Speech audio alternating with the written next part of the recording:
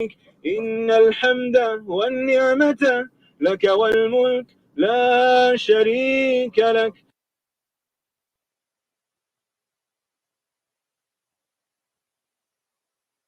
الله أكبر الله أكبر الله أكبر لا إله إلا الله.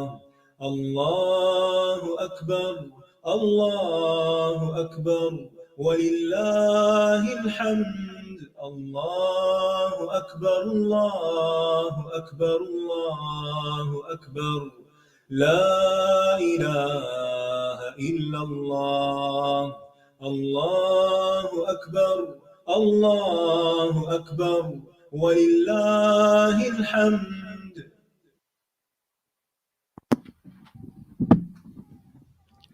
السلام علیکم ورحمۃ اللہ وبرکاتہ۔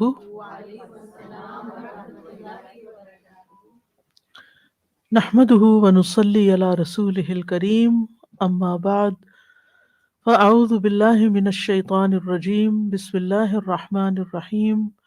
رب اشرح لي صدری ويسر لي امری واحلل عقدۃ من لسانی یفقهوا قولی۔ حج پروگرام کے سلسلے میں آج ہم مزید کچھ احکامات کے بارے میں پڑھیں گے۔ ارشاد باری تعالیٰ ہے، جعل الله الكعبة البيت الحرام قياما للناس والشهر الحرام والهدي والقلائد، ذلك لتعلموا أن الله يعلم ما في السماوات وما في الأرض وَأَنَّ اللَّهَ بِكُلِّ شَيْءٍ عَلِيمٌ۔ اللہ نے کعبہ کو جو حرمت والا گھر ہے لوگوں کے لیے قیام کا ذریعہ بنایا ہے، اور ماہ حرام کو اور قربانی کے جانوروں کو اور پٹے والے جانوروں کو بھی، یہ اس لیے کہ تم جان لو کہ بے شک اللہ جانتا ہے جو کچھ آسمانوں میں ہے اور جو زمین میں ہے، اور بے شک اللہ ہر چیز کو خوب جاننے والا ہے۔ آیت کا مطلب یہ ہے کہ اللہ سبحانہ وتعالیٰ نے کعبہ کو جو محترم گھر ہے لوگوں کے لیے قیام کا ذریعہ بنایا ہے، یعنی اس گھر کی تعظیم کے ساتھ، اس گھر کو قبلہ بنانے کے ساتھ اور اس گھر کی زیارت کرنے کے ساتھ لوگوں کا دین اور دنیا قائم ہے۔ کعبہ کے ساتھ لوگوں کے دین کی تکمیل ہوتی ہے، ان کے بوجھ ہلکے ہوتے ہیں، انہیں بہت سے فوائد حاصل ہوتے ہیں۔ اس کعبہ کی خاطر اموال خرچ کیے جاتے ہیں، اپنے گھر بار کو چھوڑا جاتا ہے، مختلف رنگ و نسل کے لوگ وہاں پر جمع ہوتے ہیں، ایک دوسرے سے متعارف ہوتے ہیں، ایک دوسرے سے مدد لیتے ہیں، اور ان کے درمیان دینی اور دنیاوی رابطے قائم ہوتے ہیں۔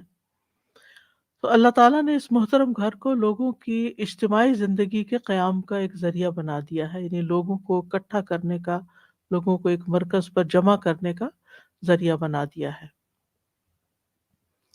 بعض علماء کہتے ہیں کہ بیت اللہ کا حج کرنا ہر سال، یعنی ہر بندے کے لیے ہر سال نہیں، یعنی بیت اللہ میں حج ہونا ہر سال یہ فرض کفایہ ہے۔ اگر تمام لوگ حج چھوڑ دیں، یعنی حج کریں ہی نہ، تو تمام لوگ گناہگار ہوں گے جو حج کرنے کی قدرت رکھتے ہیں۔ اگر تمام لوگ حج چھوڑ دیں تو ان کی اجتماعی زندگی کا سہارا ختم ہو جائے گا اور قیامت قائم ہو جائے گی۔ تو جعل اللہ الکعبۃ البیت الحرام قیاما للناس، اللہ نے کعبہ کو، کعبہ کا لفظ جو ہے کعب سے ہے، مکعب کہتے ہیں ایسی چیز جس کے چاروں کونے برابر ہوں، اسکوائر جس کو بولتے ہیں، چوکور، اور اونچے اٹھے ہوئے گھر کو بھی کعب، اٹھی ہوئی چیز کو بھی کہتے ہیں، جیسے ٹخنوں کے لیے بھی یہ لفظ استعمال ہوتا ہے کہ وہ اٹھے ہوئے ہوتے ہیں۔ تو قرطبی کہتے ہیں کہ اس کو کعبہ اس لیے کہتے ہیں کہ اس کے چار کونے ہیں۔ اور ایک اور قول کے مطابق یہ اس لیے اس کو کعبہ کہا جاتا ہے کہ یہ باقی زمین کے مقابلے میں ابھرا ہوا اور نمایاں ہے، اوپر اٹھا ہوا ہے۔ یہاں کعبہ کا وصف بیت الحرام کے طور پر بیان کیا گیا ہے کہ یہ تعظیم والا گھر ہے، احترام والا گھر ہے، حرمت والا گھر ہے۔ یعنی اللہ سبحانہ وتعالیٰ نے یہاں پر لوگوں کے جان، مال، عزت، آبرو، ہر چیز کو محترم رکھا ہے۔ یعنی جو اس گھر میں جاتا ہے پھر وہ امن میں آ جاتا ہے۔ اس کے علاوہ قیام للناس، یعنی لوگوں کے لیے قیام کا ذریعہ ہے، یعنی ان کی دینی اور دنیاوی مصلحتوں کو قائم کرنے کا ذریعہ ہے، جیسا کہ سورۃ الحج میں آتا ہے کہ لِيَشْهَدُوا مَنَافِعَ لَهُمْ وَيَذْكُرُوا اسْمَ اللَّهِ عَلَىٰ مَا رَزَقَهُم مِّن بَهِيمَةِ الْأَنْعَامِ۔ تو یہاں مراد کیا ہے کہ وہ اپنے بہت سے فائدوں کے لیے حاضر ہوں، وہاں جائیں اور بہت سے فائدے حاصل کریں، ان کو دیکھیں اور اللہ کا نام لیں۔ اور خاص طور پر جو لوگ مکہ میں رہتے ہیں، کعبہ دینی اعتبار سے تو ہے ہی ان کے لیے فائدے کی چیز، لیکن وہ ان کے روزگار کا ذریعہ بھی ہے، ان کے معاش کا ذریعہ بھی ہے۔ ہر سال بہت سے لوگ وہاں جاتے ہیں، اپنے اموال خرچ کرتے ہیں اور ان کے بزنسز جو ہیں وہ فلرش کرتے ہیں۔ لوگ اپنی ضروریات کی چیزیں لاتے ہیں وہاں، کچھ لوگ بیچتے بھی ہیں، لا کے کچھ خریدتے ہیں۔ تو اس طرح اہل مکہ اس تجارتی ایکٹیویٹی سے اپنا رزق حاصل کرتے ہیں۔ پھر اسی طرح لوگ وہاں امن و امان پاتے ہیں اور عبادت اور ثواب حاصل کرتے ہیں، یعنی عبادت کرنے کی جگہ ہے بہترین، اور اس کے علاوہ ثواب حاصل کرتے ہیں۔ اور ویسے بھی یہ کہ مبارک جگہ ہے، برکتوں والی۔ اور جب کعبہ نہیں رہے گا تو پھر قیامت قائم ہو جائے گی۔ قیامت کے قریب علامات قیامت کی نشانیوں میں سے ایک نشانی کیا ہے کہ جب ایک حبشی اللہ کے گھر کو گرا دے گا، کعبۃ اللہ کو گرا دے گا، تو اس کے بعد بہت جلد قیامت آ جائے گی۔ رسول اللہ صلی اللہ علیہ وسلم نے فرمایا کعبہ کو 2 پتلی پنڈلیوں والا حبشی گرائے گا، اس کی ایک ایک اینٹ کو الگ کر دے گا، تو اس کے بعد پھر قیامت آ جائے گی۔ تو کعبہ قائم ہے تو دنیا قائم ہے، کعبہ کو گرا دیا گیا تو دنیا ختم ہو جائے گی۔ کعبہ کے علاوہ اور کون سی چیز کو اللہ نے قیام کا ذریعہ بنایا؟ والشہر الحرام، حرمت والے مہینوں کو۔ وہ کون سے مہینے ہیں؟ ذوالقعدہ، ذوالحجہ، محرم اور رجب، کیونکہ ان مہینوں میں لوگوں کو امن و امان حاصل ہوتا ہے۔ ان مہینوں میں جنگ حرام کر دی گئی ہے، اور جاہلیت کے دور میں بھی ان مہینوں میں کوئی جنگ نہیں کرتا تھا۔ تو فرمایا قرآن مجید میں فَلَا تَظْلِمُوا فِيهِنَّ أَنفُسَكُمْ، ان مہینوں میں اپنی جان پر ظلم نہ کرو، یعنی جنگ و جدل روک دو۔ تو جب جنگ و جدل رکتی ہے تو زندگی امن کی وجہ سے پھلنے پھولنے لگتی ہے۔ قیام للناس ہو گیا۔ والہدیہ، اور قربانی کے جانوروں کو بھی لوگوں کے فائدے کی چیز بنایا ہے، وہ بھی زندگی قائم کرنے کا ذریعہ، غذا حاصل کرنے کا ذریعہ ہے۔ یعنی ان کے ذبح کرنے سے فائدہ تو ہوتا ہی ہے، لیکن اس کے علاوہ اور بھی بہت سے فائدے ہیں۔ ان کا گوشت کھایا جاتا ہے، ان کی ہڈیاں استعمال ہوتی ہیں، ان کی کھالوں کا کاروبار ہوتا ہے، ان سے فائدے اٹھاتے ہیں۔ تو یہ بھی لوگوں کی معیشت کو قائم کرنے کا، ان کے رزق کمانے کا ایک ذریعہ بھی ہے۔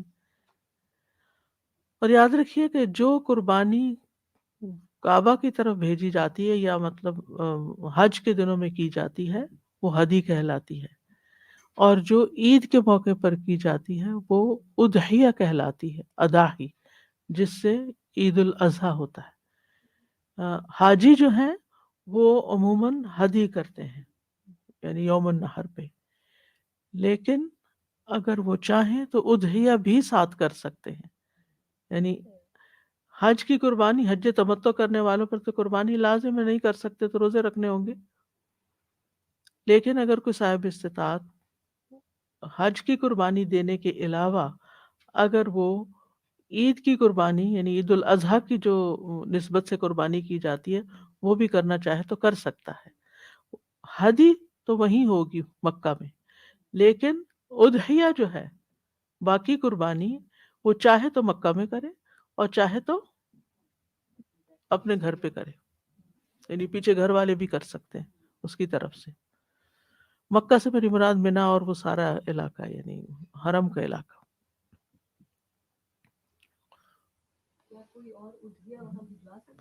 بھیج سکتے ہیں بالکل۔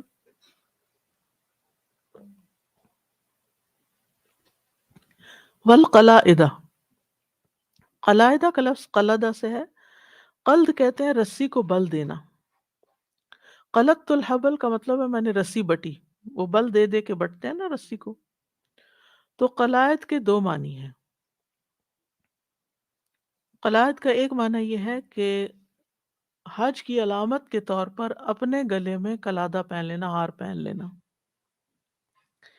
یعنی حج کے زمانے میں جب کوئی انسان حج یا عمرہ کرتا، دور جاہلیت میں جب کوئی حج یا عمرہ کرتا، تو وہ درختوں کی چھال یا پھلوں یا کسی بھی طرح کے پھولوں وغیرہ سے ہار بنا کر ایک ایسا قلادہ تیار کرتا جس کو وہ گلے میں پہن لیتا، جو اس بات کی علامت ہوتی تھی کہ وہ حج کے لیے جا رہا ہے، وہ ایک پرامن سفر پر ہے، وہ کسی لوٹ مار کے لیے نہیں جا رہا۔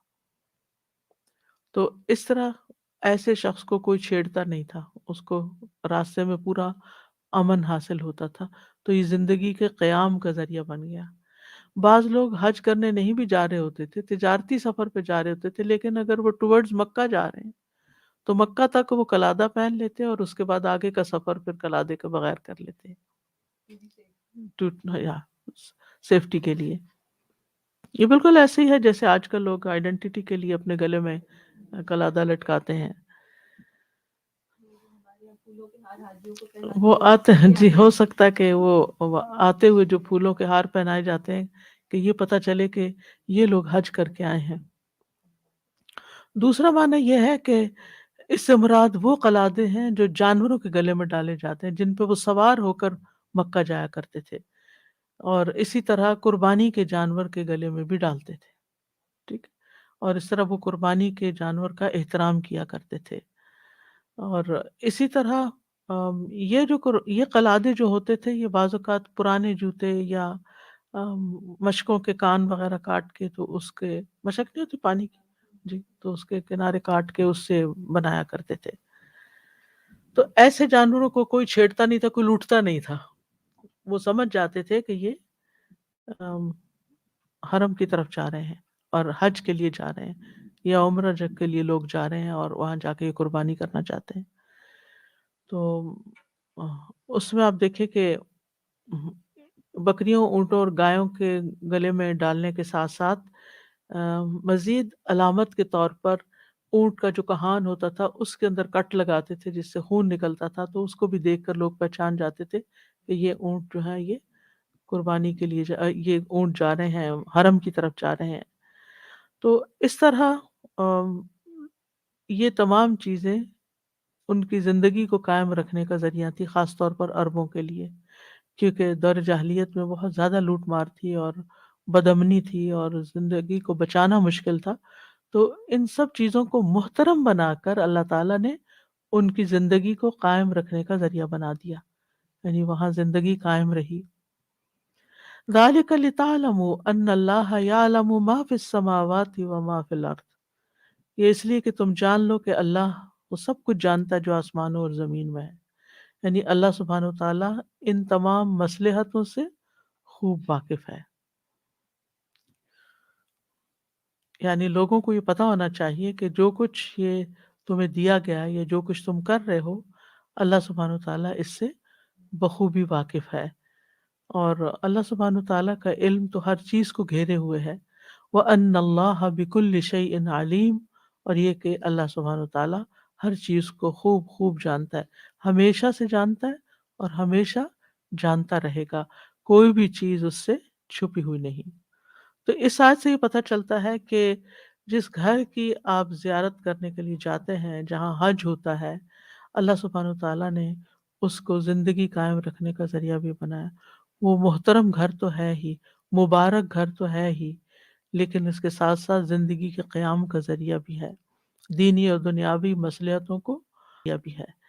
پھر ہر حرمت والے مہینوں کی عظمت کا بیان بھی ہے کہ جن مہینوں میں حج ہوتا تھا اور عمرہ ہوتا تھا ان مہینوں کو خاص طور پر حرمت والا بنا دیا گیا۔ پھر قربانی کے جانوروں کی عظمت کا بیان بھی ہے، تو اس سے یہ پتہ چلتا ہے کہ کوئی انسان ہو یا جانور ہو یا کوئی بھی چیز جو اس حج سے متعلق ہے اور اللہ کے گھر سے متعلق ہے وہ سب محترم ہے، اور اللہ سبحانہ وتعالیٰ نے ان کو ایک خاص مقام دیا ہے۔ اور اس سے یہ بھی پتہ چلتا ہے کہ گلے میں ہار ڈالنا جو ہے، یا چاہے اپنے میں ڈالا جائے یا پھر جانور کے گلے میں ڈالا جائے، اس کی مشروعیت ہے، یعنی اس کی اجازت ہے، اس میں کوئی ممانعت کی بات نہیں ہے۔ اور پھر آپ دیکھیں کہ اللہ سبحانہ تعالیٰ نے یہ بات بھی سائے سے پتہ چلتی ہے کہ اللہ سبحانہ تعالیٰ نے یہ جتنی چیزیں مقرر کی ہیں یہ سب اس کے علم اور حکمت پر مبنی ہے۔ ایسا نہیں کہ اللہ تعالیٰ کو پتہ نہیں اور لوگوں نے خود سے خود ایجاد کرنی ہے۔ اگر ان چیزوں کی عظمت اور حرمت قائم ہے تو یہ اللہ کی اجازت سے قائم ہے اور ایسا کیا جا سکتا ہے۔ اب ہم حج کے متعلق کچھ اور احکامات کے بارے میں پڑھیں گے۔ سفر حج سے قبل کچھ ضروری امور۔ سب سے پہلے یعنی حج کا سفر ابھی شروع نہیں کیا، آپ تیاری کر رہے ہیں تو کن کن چیزوں کا لحاظ رکھنا چاہیے؟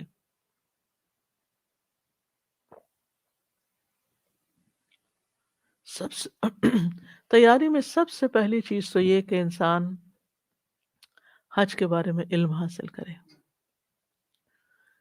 یہ کب شروع ہوا، کیوں شروع ہوا، اس کے فرائض کیا ہیں، اس کے واجبات کیا ہیں، سنتیں کیا ہیں، اس کی پابندیاں کیا ہیں، کیا کرنا چاہیے کیا نہیں کرنا چاہیے۔ تو سب سے پہلی چیز جو اس سلسلے میں انسان کو یاد رکھنی چاہیے کہ یہ گھر ابراہیم علیہ السلام نے بنایا تھا کس چیز کے اعلان کے لیے؟ حج کے اعلان کے لیے۔ اور حج کا اعلان کس انداز میں کیا جائے؟ لبیک اللہم لبیک لبیک لا شریک لک لبیک۔ گویا دوسرے لفظوں میں حج کرنے والا سب سے پہلے اپنی توحید کو خالص کرے، اپنی نیت کو درست کرے اور صرف اللہ کے لیے اس عبادت کو بچا لائے۔ کیونکہ اگر انسان حج بھی کر رہا ہے اور اللہ کے ساتھ دوسروں کو شریک کر رہا ہے، چاہے شرک اکبر ہے یا شرک اصغر، تو یہ بات درست نہیں۔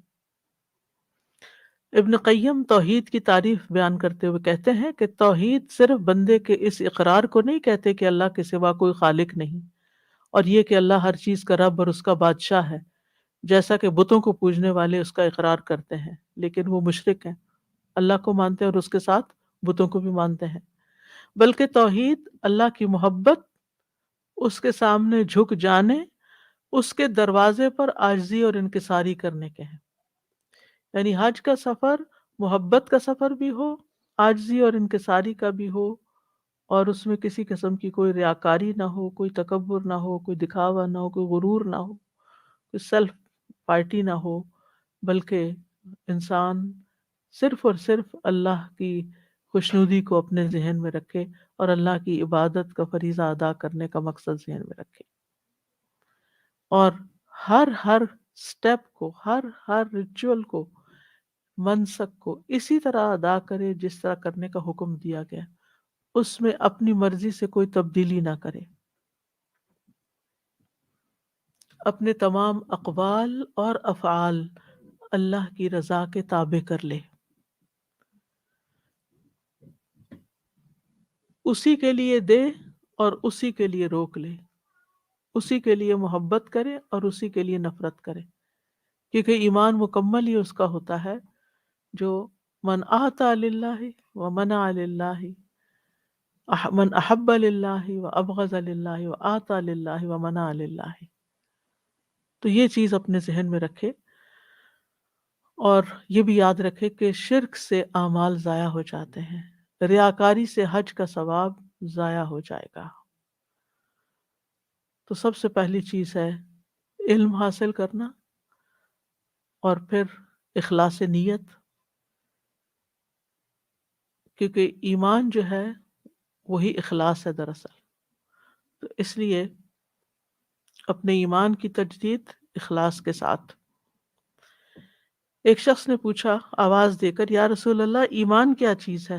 آپ نے فرمایا اخلاص۔ تو حج جو ہے وہ عبادت تو ہے ہی، ایمان کی تجدید بھی ہے، اور ایمان کی تجدید کس سے ہوگی؟ اخلاص کے ساتھ ہوگی۔ پھر دوسری چیز یہ کہ اتباع سنت، انسان اپنے ذہن میں یہ نیت کر لے کہ میں نے جو کچھ کرنا ہے وہ نبی صلی اللہ علیہ وسلم کے بتائے ہوئے طریقے کے مطابق کرنا ہے، لوگوں کی باتوں کو اگنور کر دینا ہے، اور اپنی عقل کو بھی پیچھے رکھ دینا ہے۔ یہ عقل کا سفر نہیں ہے، یعنی بہت سی چیزوں کو آپ عقلی طور پر جسٹیفائی نہیں کر سکیں گے جو کچھ آپ وہاں کر رہے ہوتے ہیں۔ مجھے یاد ہے جب میں پہلی دفعہ حج کرنے گئی تھی تو میں پریشان ہو گئی تھی سب کچھ دیکھ کر، کہ یہ اتنے سارے لوگ اتنا سرمایہ لگا کے اپنا گھر بار چھوڑ کے اتنی تکلیف اٹھا کے کبھی یہاں جا رہے ہیں، کبھی وہاں جا رہے ہیں، کبھی وہاں جا رہے ہیں، کیا مقصد ہے اس کا؟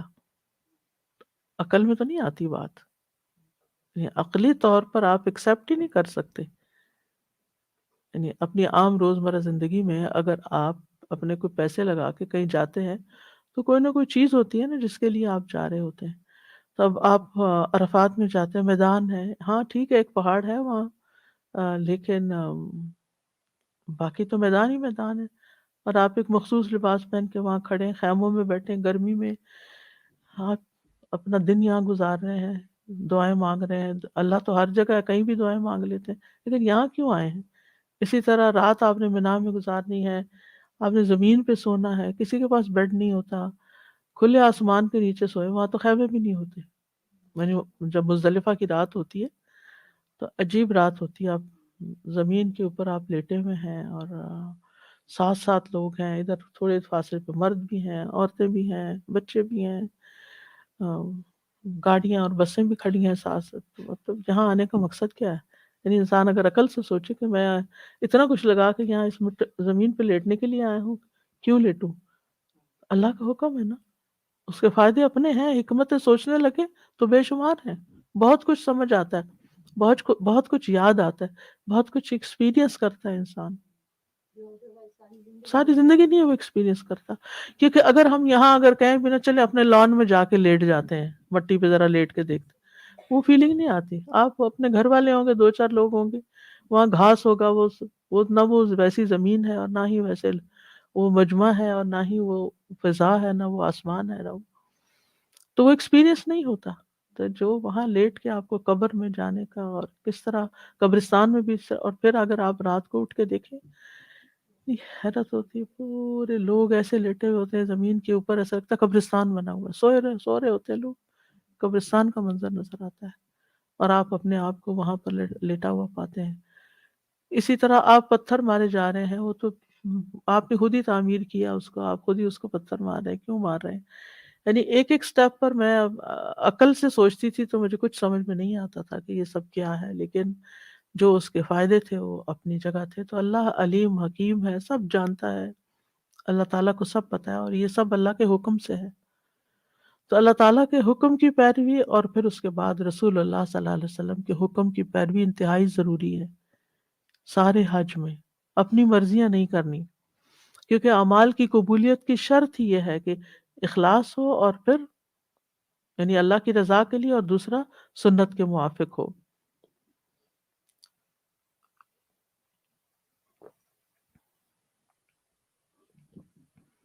اور یہ سبق انسان یاد رکھے، قل ان صلاتی و نسکی و محیای و مماتی للہ رب العالمین، کہہ دیجئے میری نماز اور میری قربانی اور میرا جینا اور میرا مرنا سب اللہ کے لیے ہے جو تمام جہانوں کا رب ہے۔ پھر یہ ہے کہ جو مناسک حج ہیں، نسک جو ہیں، ان کو سیکھنے کا حکم بھی دیا ہے نبی صلی اللہ علیہ وسلم نے۔ رسول اللہ صلی اللہ علیہ وسلم نے فرمایا میری امت کو مناسک حج سیکھ لینے چاہیے، لِتَأْخُذْ أُمَّتِي مَنَاسِكَهَا، لہٰذا خاص طور پر منسک کی تعلیم حاصل کریں کہ کرنا کیا ہے وہاں جا کر، کس سٹیپ پر، کس جگہ، کس وقت میں کیا کرنا ہے۔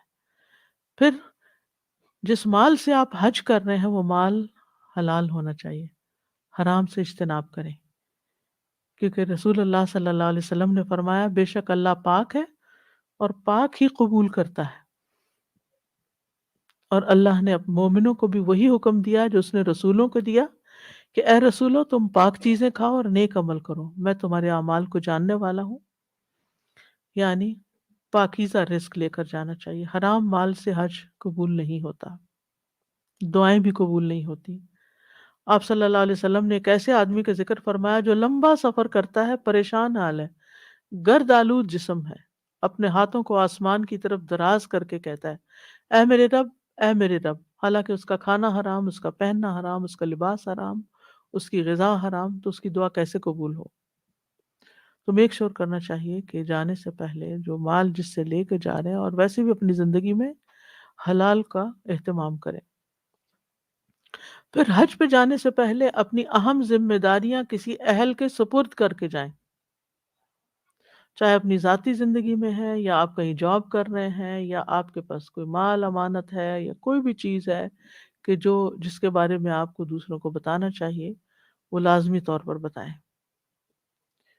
ابو ہریرہ کہتے ہیں کہ بعض اوقات مروان ابو ہریرہ کو اپنے پیچھے نماز پڑھانے کے لیے چھوڑ جاتا تھا۔ جب وہ حج یا عمرے کے لیے جاتا تو ابو ہریرہ لوگوں کو نماز پڑھاتے تھے۔ مروان مدینہ کا گورنر تھا نا، تو وہ اپنے پیچھے پہ نماز پڑھانے کے لیے اپوائنٹ کر کے جاتا تھا کہ کون نماز پڑھائے گا۔ اسی طرح اگر آپ کے ذمے کسی کی کوئی امانت یا حق ہے تو اس کو ادا کر کے جائیں، کوئی قرضہ ہے تو اس کو چکا کر جائیں۔ سورۃ النساء میں آتا ہے ان اللہ یأمرکم ان تؤدوا الامانات الی اہلھا، بے شک اللہ تمہیں حکم دیتا ہے کہ تم امانتیں ان کے حقداروں کو ادا کر دو۔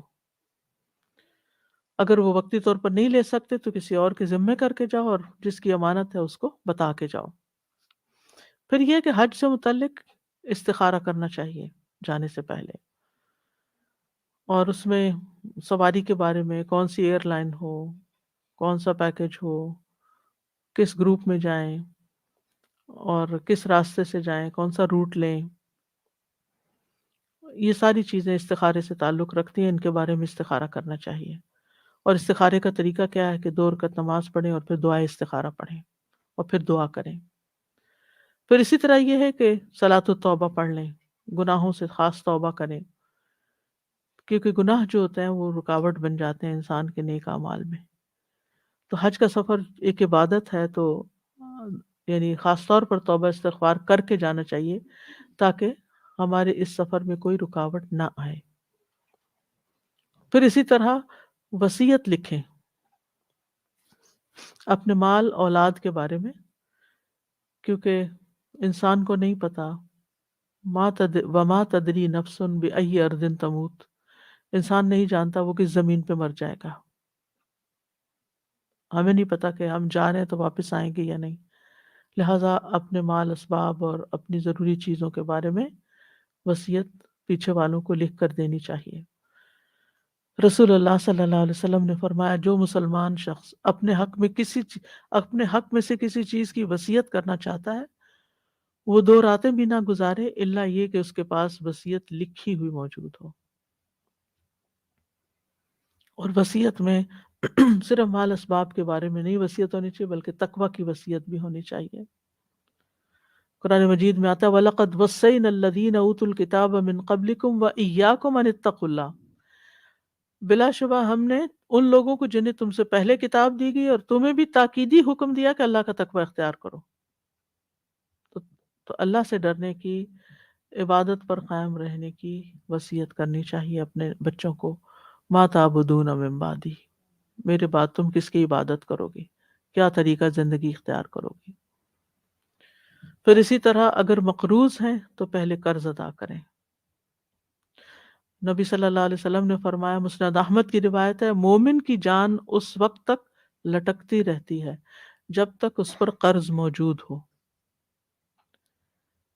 اور ایک اور روایت میں آتا ہے صحیح مسلم کی کہ شہید سے سوائے قرض کے سب گناہ بخش دیے جاتے ہیں۔ تو اس لیے قرض کی ادائیگی کا اہتمام ضروری ہے۔ اگر کسی وجہ سے فوری طور پر ادا نہیں کر سکے، جلدی تھی یا کوئی مجبوری تھی، تو کسی کے ذمے لگا کے جائے، بچے کے ذمے، اپنے بچے کے ذمے یا بہن بھائی کے ذمے کہ فلاں کا میرے پر قرض ہے، تم اگر مجھے کچھ ہو جاتا ہے تو یہ قرض ادا کر دینا۔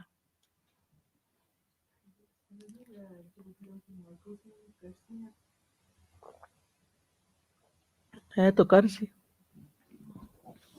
تو وہ 30 سال 40 سال تک جائے گی. یعنی معاوضے سے پورا ہاں تو پھر اس کا سسٹم الگ سے اسٹڈی کرنے کی ضرورت ہے. یعنی نان کنونشنل قرض. جی. اور پھر یہ ہے کہ جانے کے لیے قرضہ لے کر نہ جائیں، قرضہ چڑھا کے نہ جائیں، یہ مطلب ہے.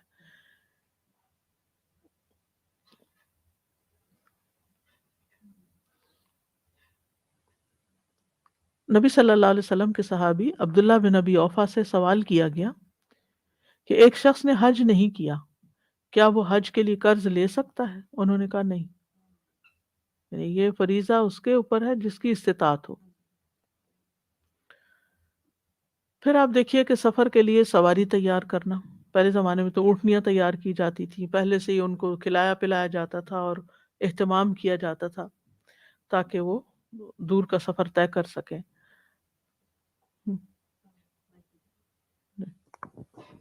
سازی مجھے خیال آ رہا تھا کہ جیسے کریڈٹ کارڈز پہ آج کل ایئر لائن کی بکنگ یا جو اگر حج پیکیجز وغیرہ بھی ہیں تو آپ اس پہ ٹرانزیکشن کر لیں لیکن ساتھ ہی رائٹ اوے پے کر دیں تاکہ اس کا وہ ڈیو نہ ہو بیفور یو ڈپارٹ.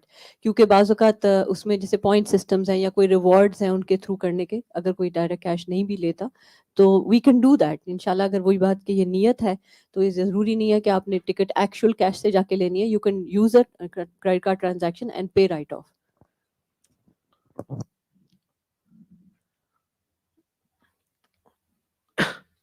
تو سفر کے لیے سواری کی تیاری. عمر رضی اللہ عنہ کہتے ہیں حج کے لیے پالانے باندھو کیونکہ یہ 2 جہادوں میں سے ایک جہاد ہے، یعنی حج کو بھی جہاد کا درجہ دیا گیا ہے. اور پھر آپ دیکھیں کہ ان سواریوں کی فکر کرنا اور اس کے بارے میں خوب دیکھ بھال کر لینا کہ یہ سفر کے قابل ہیں یا نہیں. پھر زاد راہ اختیار کرنا، ضروری سامان سفر لے کر جانا لیکن سامان مختصر لے کے جانا کیونکہ خود ہی اٹھانا ہوتا ہے اور پھر کوئی اور آپ کو ایسا نہیں ملتا کیونکہ ہر ایک نے اپنا اٹھانا ہے تو وہ پھر آپ کا تھوڑی ساتھ اٹھا سکتا ہے. تو اس لیے اتنا ہی اٹھا کے لے جائیں جو آپ خود اٹھا سکتے ہو. خصوصاً ہینڈ بیگز وغیرہ یا جو ہینڈ لگیج ہے اس میں بھی احتیاط کرنی چاہیے. اور پھر یہ ہے کہ سامان میں ضرورت کا سامان تو ہو لیکن اتنا کم بھی نہ ہو کہ آپ ہر چیز دوسروں سے مانگنا شروع کر دیں. پھر اپنی دوائیاں وغیرہ اگر آپ کچھ لیتے ہیں تو ان کو بھی آپ رکھ لیں. اور اسی طرح اگر کوئی مخصوص قسم کی غذا آپ کو چاہیے تو اپنی مرضی سے وہ بھی لے جا سکتے ہیں. انس رضی اللہ عنہ نے ایک اونٹ پر حج کیا اور آپ بخیل نہیں تھے، یعنی ایک ہی اونٹ پر اپنا سامان بھی رکھا اور حج خود بھی بیٹھے. کتنا سا ہوتا ہے اونٹ اگر آپ دیکھیں. اور انس رضی اللہ عنہ کہتے ہیں کہ رسول اللہ صلی اللہ علیہ وسلم نے بھی ایک اونٹ پر حج کیا اور یہ اونٹ آپ کا سامان اٹھانے والا تھا، یعنی سامان اور آپ اسی پر تھے. تو سواری اور سامان میں سادگی ہونی چاہیے. پھر اسی طرح لباس اور کھانے میں بھی سادگی. ایک شخص نے رسول اللہ صلی اللہ علیہ وسلم سے سوال کیا کہ حاجی کی کیفیت کیا ہے، حاجی کیسا ہوتا ہے؟ آپ نے فرمایا پراگندہ بالوں والا اور غبار آلود کپڑوں والا. یعنی اگر حج کے موقع پر آپ کے کپڑے میلے ہو گئے ہیں یا آپ کو نہانے کی جگہ نہیں مل رہی، یا خاص طور پر جو وہ 5 دن ہوتے ہیں حج کے، 8 تاریخ سے لے کر 12 تاریخ تک یا 13 تاریخ تک 5 بن جاتے ہیں، یہ سب کے اوپر ہی کافی بھاری گزرتے ہیں کیونکہ ہر کوئی ہوٹلوں میں واپس آ کے نہا نہیں سکتا اور وہاں پر بھی اتنی جگہ نہیں ہوتی کہ آپ پراپر طریقے سے نہا کے یا پراپر کپڑے استری کریں یا تو کسی. اور پھر جب آپ کنکریاں مارنے کے لیے جاتے ہیں تو آپ کو پیدل جانا پڑتا ہے، بیچ میں گاڑیاں نہیں چل رہی ہوتی، پسینہ آتا ہے، آندھی چلے تو مٹی بھی آپ کے اوپر آئے گی، بارش آ جائے تو پانی سے بھیگ جائیں گے تو حال تو خراب ہوتا ہی ہے. اسی طرح راستے میں بعض اوقات لوگ گندگی پھینک دیتے ہیں، وہ آپ کے کپڑوں کو لگ جاتی ہے، کیچڑ ہوتا ہے کہیں، وہ چینٹے پڑ جاتے ہیں. تو اٹس اوکے، کوئی فرق نہیں پڑتا. یعنی آپ یہ نہ کہیں کہ ہم اچھی طرح صاف نہیں ہیں، پاک نہیں ہیں، ہم گندے لگ رہے ہیں. دس از پارٹ آف حج. پھر ایک دوسرا شخص کھڑا ہوا، اس نے عرض کیا یا رسول اللہ کون سا حج سب سے افضل ہے؟ آپ نے فرمایا جس میں بلند آواز سے تلبیہ پکارا گیا ہو اور قربانی کے جانور کا خون بہایا گیا ہو.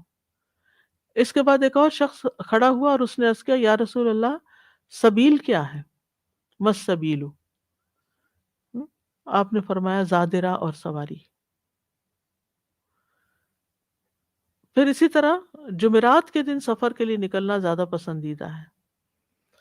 کعب کہتے ہیں کم ہی ایسا ہوتا کہ رسول اللہ صلی اللہ علیہ وسلم کسی سفر میں جمعرات کے سوا کسی اور دن نکلیں، یعنی وہ نکلنے کے لیے جمعرات کا دن ہی پسند کرتے تھے. جی ہاں، ہر قسم کے سفر کے لیے. پھر اس سفر کے بھی کچھ آداب ہیں، اور اس میں کیا ہے؟ الحج اشہر معلومات فمن فرض فیہن الحج فلا رفث ولا فسوق ولا جدال فی الحج وما تفعلوا من خیر یعلم اللہ وتزودوا فإن خیر الزاد التقوی. اس مختصر سے آیت میں ساری چیزیں بتا دی گئیں، کیا نہیں کرنا اور کیا کرنا ہے. کوئی شہوانی فعل نہ ہو، کوئی نافرمانی نہ ہو، کوئی جھگڑا نہ ہو، اور نیکی جو بھی تم کر سکو، ذاتی نیکی، خدمت خلق، دین کی دعوت، یہ سب کر سکتے ہو، اور زاد راہ ساتھ رکھو. نبی صلی اللہ علیہ وسلم نے حضرت معاذ کو جب یمن کی طرف بھیجا تھا تو انہوں نے کہا تھا کہ مجھے کوئی نصیحت کرے، وصیت کرے. وہ سفر پہ جا رہے تھے، تو اس سفر میں جو آپ نے ان کو نصیحت کی وہ ہم حج کے سفر کے لیے اپنے پلے باندھ سکتے ہیں، اور بڑی خوبصورت ہے. انہوں نے کہا اللہ کے رسول صلی اللہ علیہ وسلم مجھے کوئی وصیت فرمائے. آپ نے فرمایا حسب استطاعت اللہ کا تقوی اختیار کرو، ہر پتھر اور درخت کے پاس اللہ عز و جل کا ذکر کرو، یعنی جہاں سے بھی گزرو، جہاں بھی رکو، ہر جگہ اللہ کو یاد کرو. اور جب تم کوئی برائی کرو تو اسی وقت توبہ کرو. کوئی غلطی ہو گئی، ٹنگ سلپ ہو گئی، کسی انسان کو کچھ کہہ دیا تو فوراً استغفار. مخفی برائی کی توبہ مخفی انداز میں، اور علانیہ گناہ کی توبہ علانیہ انداز میں ہونی چاہیے. یعنی جو چھپ کے غلطی کی تو چھپ کے توبہ کر لے، جو سب کے سامنے غلطی کی اوپنلی کی ہے تو پھر اوپنلی توبہ کرو. پھر اس سفر کے آداب میں سے ہے شاعر اللہ کی تعظیم کرنا. وَمَن يُعَظِّمْ شَعَائِرَ اللَّهِ فَإِنَّهَا مِن تَقْوَى الْقُلُوبِ. پھر ہے سکینت اختیار کرنا، یعنی کام ڈاؤن، سلو ڈاؤن. ٹھیک ہے، جلد بازی نہیں کرنی چاہیے، پینک نہیں ہو جانا چاہیے. مثلا آپ کا سامان نہیں آ رہا، دیر سے آتا ہے بعض اوقات، تو اب آپ پینک ہو جائے، آپ گمان کرنے لگے، لگتا ہے گم ہو گیا ہے، وہ چڑھا ہی نہیں، پتہ نہیں کو کسی اور لائن پہ چلا گیا ہوگا، پتہ نہیں ملے گا ہی نہیں، تو میں کروں گی کیا. اور کبھی اس سے بات کر رہے ہیں، کبھی اس سے بات کر رہے ہیں، اور اتنے میں دیکھتے ہیں کہ سامان آیا پڑا ہے. تو یہ جو انتظار کا وقت ہوتا ہے بعض اوقات ایک گھنٹہ لگ جاتا ہے، اور یہ صرف وہاں نہیں لگتا، یہاں بھی لگتا ہے. وہ مجھے کوئی بتا رہا تھا ریسنٹلی، وہ ڈیلس سے واپس آئے تو سامان آنے میں میرا خیال ہے شاید 2 گھنٹے ان کے لگ گئے. کوئی وجہ ہوتی ہے بعض اوقات، کارٹس اویلیبل نہیں ہوتے جس کے ذریعے، اور بہت ساری فلائٹیں آئی ہوئی ہوتی ہیں تو دیر ہو سکتی، جگہ خالی نہیں ہوتی جہاں پر سامان آتا ہے. یہ ایک مثال دے رہی ہوں سامان کی، کوئی بھی چیز ہو سکتی ہے. تو ایسے میں آپ 2-3 چیزیں جو ہے وہ اپنے لیے لازم کر لیں، جس میں سے ایک یہ کہ جہاں بھی جلدی تیزی ہو رہی ہو وہاں سلو ڈاؤن، اور جہاں لوگ بہت باتیں بحثیں کر رہے ہوں وہاں سائلنس، اور جب کوئی آپ سے غیر ضروری بات کرے تو اسمائل. ٹھیک ہے، تو یہ 3S یاد کر لیں، slow down, silence and smile. بڑا ہی اچھا حج گزرے گا، کوئی پریشانی نہیں ہوگی. کیونکہ اگر کوئی غصے میں اور آپ چپ ہیں تو غصہ نہیں ہے اس کا آگے بڑھے گا. جب آپ بولتے ہیں نا تو آپ جلتی پہ تیل ڈالتے ہیں، جس سے اور زیادہ بھڑک اٹھتا ہے معاملہ. گھروں میں بھی جو لڑائیاں ہوتی ہیں عام طور پر اس کی وجہ یہ ہوتی ہے، مثلا ہسبینڈ وائف کے بیچ میں کوئی ڈفرینس ہوا، کوئی ڈفرینس آف اوپینین ہوا، کوئی بات پسند نہیں آئی، تو دوسرے شخص نے کوئی ایسے چنک کے جواب دیا، زور سے جواب دیا، تو پہلا شخص اس سے بھی اونچا ہو گیا، اور پھر برتن بھی کھٹکنے لگے اور دروازے بھی بجنے لگے اور بہت کچھ فساد ہنگامہ ہو گیا. تو اس لیے بہتر یہی ہے کہ انسان ناگوار باتوں پر خاموشی اختیار کر لے. اور آپ دیکھیں کہ تھوڑی دیر کے بعد آہستہ آہستہ آہستہ آہستہ اس کی گرمی کم ہو جاتی ہے، وہ انٹینسٹی کم ہو جاتی ہے.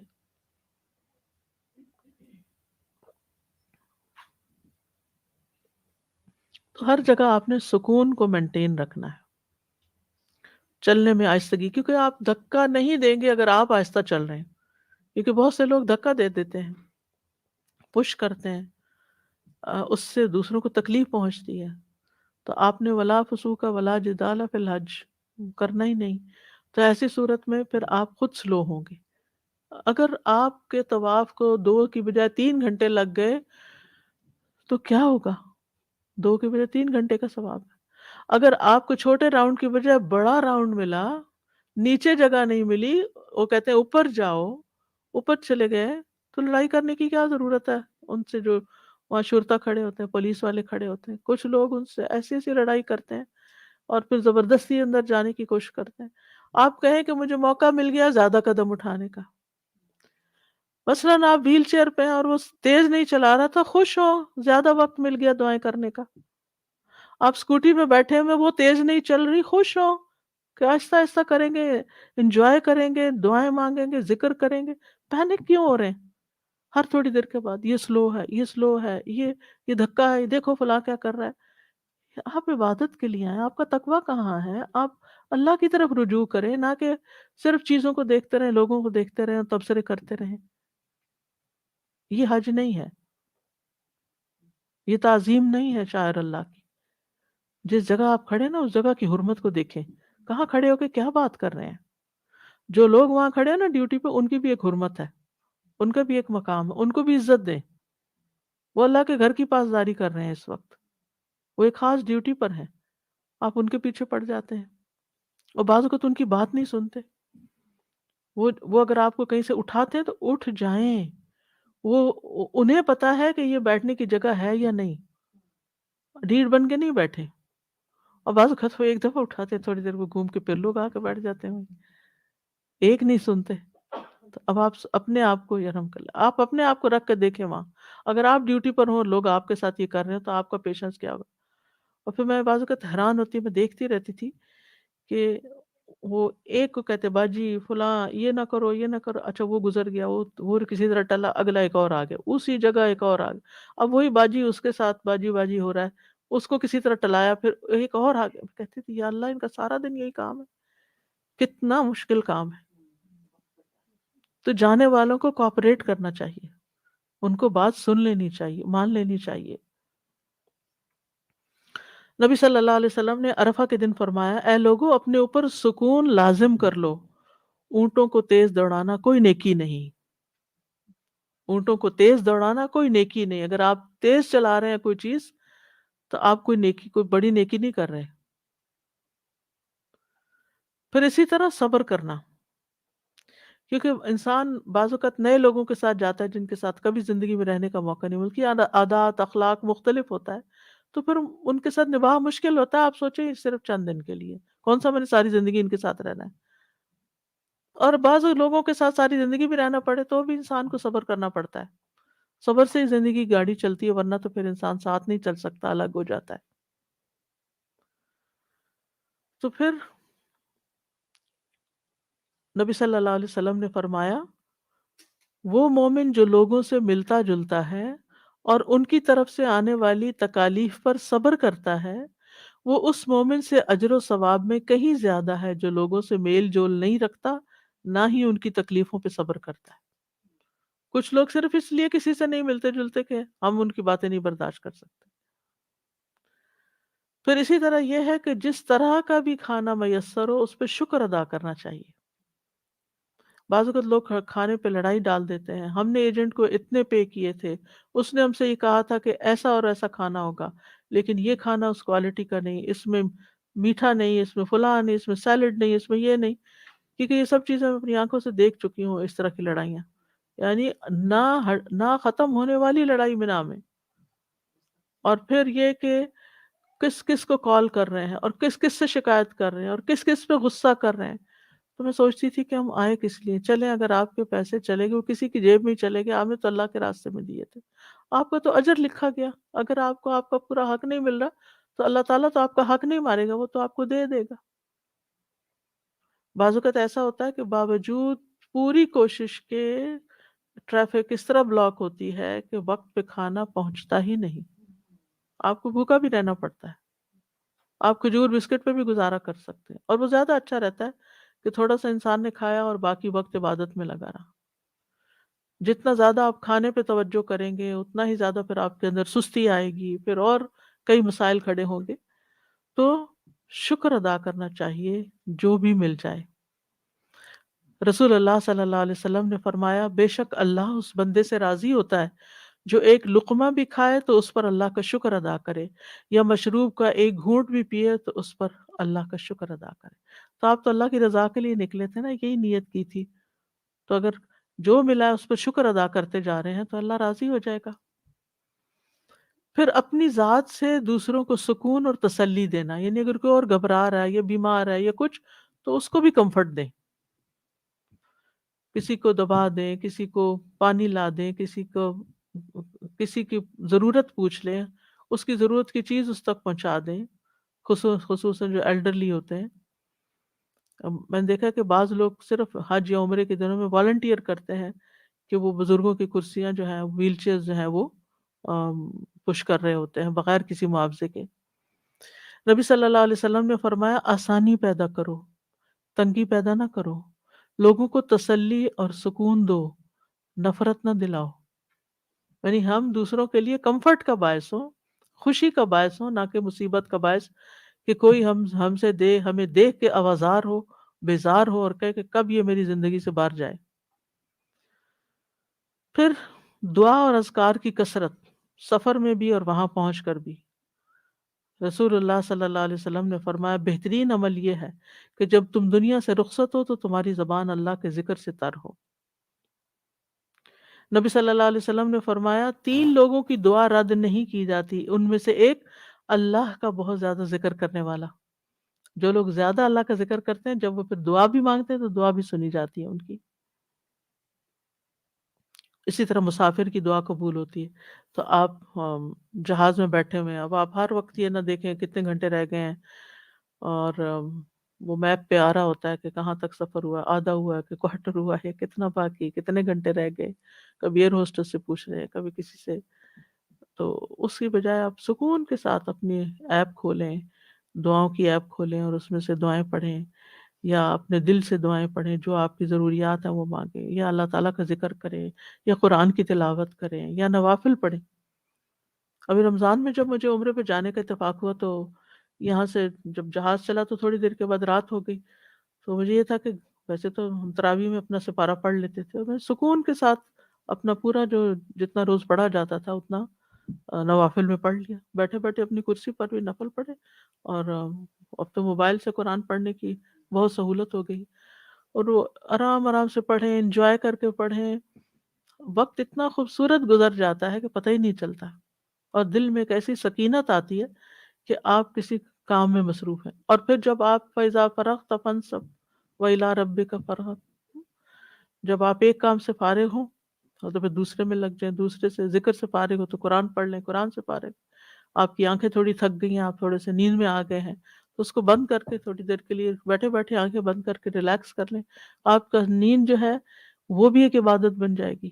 یعنی سفر کو بھی پروڈکٹیو بنائیں، یعنی صرف ایک بیزاری کے عالم میں اور تھکاوٹ اور اس میں نہیں گزاریں، بلکہ پہلے سے پلان کر کے جائیں کہ میں نے راستے میں کیا کیا کرنا ہے۔ اور اگر آپ دیکھ کے کچھ پڑھ نہیں پا رہے، یا دیکھ کے آپ دعائیں نہیں پڑھ رہے، کیونکہ میں اس لیے دیکھ کے پڑھنے کی کہہ رہی ہوں، کرنے کی کہہ رہی ہوں کہ سب یاد نہیں ہوتی زبانی، تو پھر آپ تسبیح کرتے رہیں، تسبیح کریں، درود شریف پڑھیں، استغفار پڑھیں، یا حیو یا قیوم کی تسبیح کر لیں، یا ذل جلال والاکرام جس کی کثرت کرنے کو کہا گیا ہے، پھر لا حول ولا قوت الا باللہ، لا الہ الا اللہ وحدہ لا شریک لہ، اور پھر آیت کریمہ پڑھیں، لا الہ الا انت سبحانک انی کنت من الظالمین، پھر سبحان اللہ والحمد للہ ولا الہ الا اللہ واللہ اکبر ولا حول ولا قوت الا باللہ۔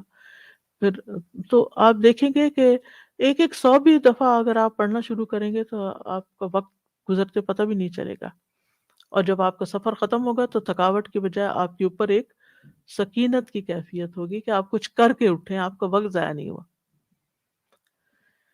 سلف صالحین جو تھے وہ کثرت کے ساتھ اللہ کا ذکر کرتے، ابو حازم کہتے ہیں کہ نبی صلی اللہ علیہ وسلم کے اصحاب جب احرام پہنتے تو وہ روحا نامی جگہ تک بھی نہ پہنچتے تھے کہ ان کی آوازیں بیٹھ جاتی تھیں.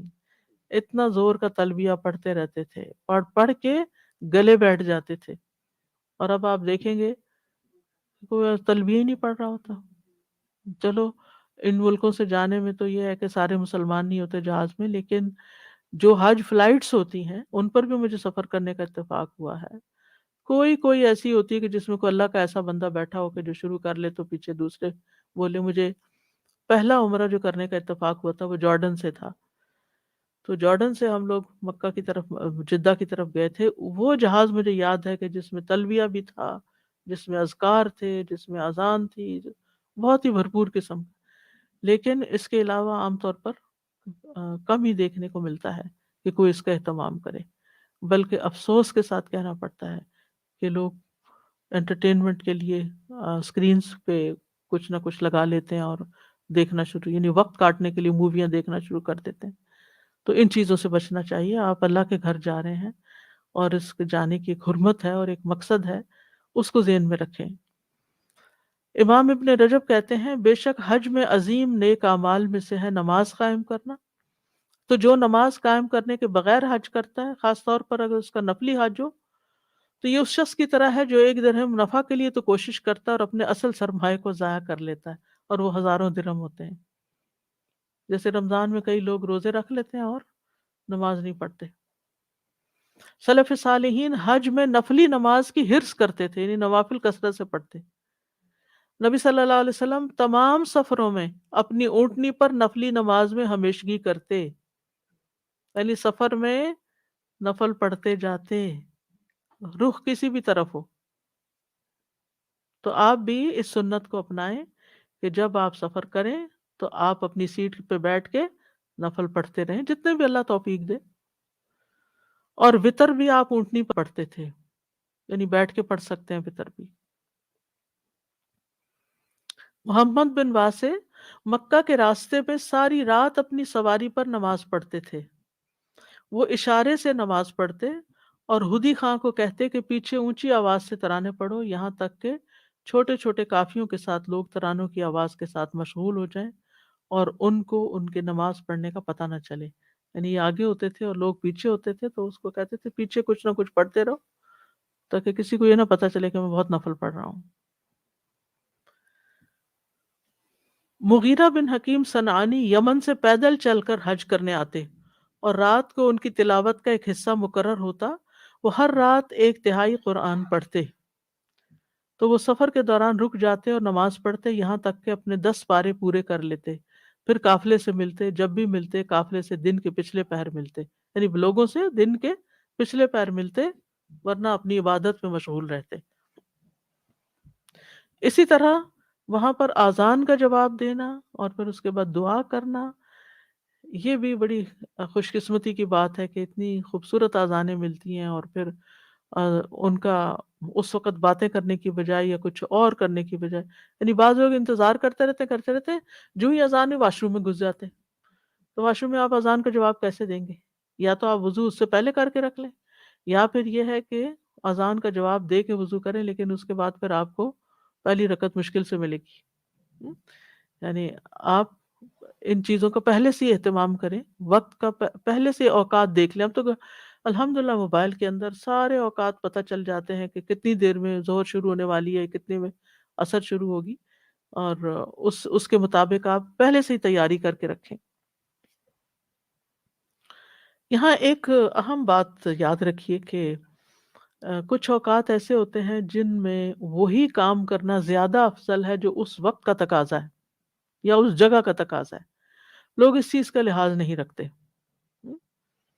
مثلا قرآن مجید کی تلاوت بہت افضل کام ہے، لیکن اذان سن کر اذان کا جواب دینا اس وقت قرآن کی قرات سے افضل ہے.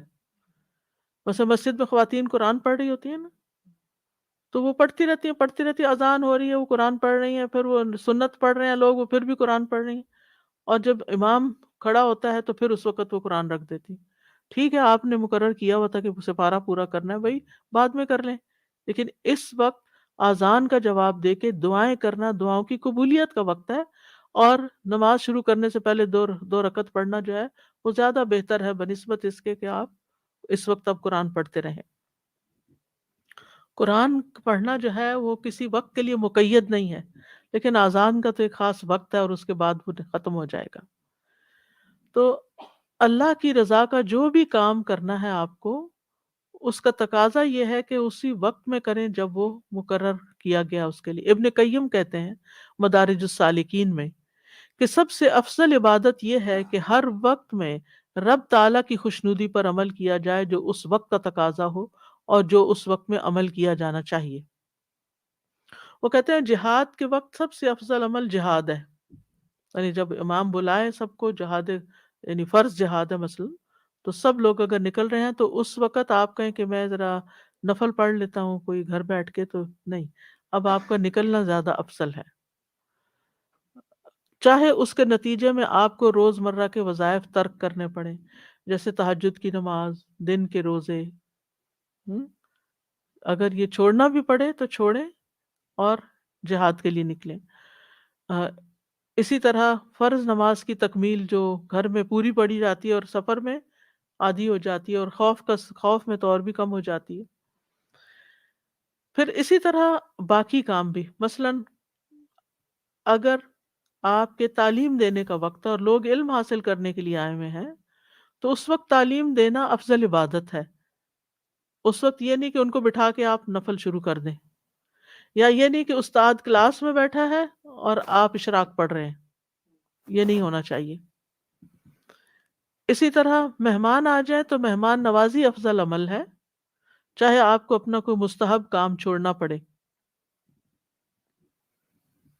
پھر اسی طرح سحری کے وقت افضل عبادت نماز، قرآن، دعا، ذکر اور خاص طور پر استغفار۔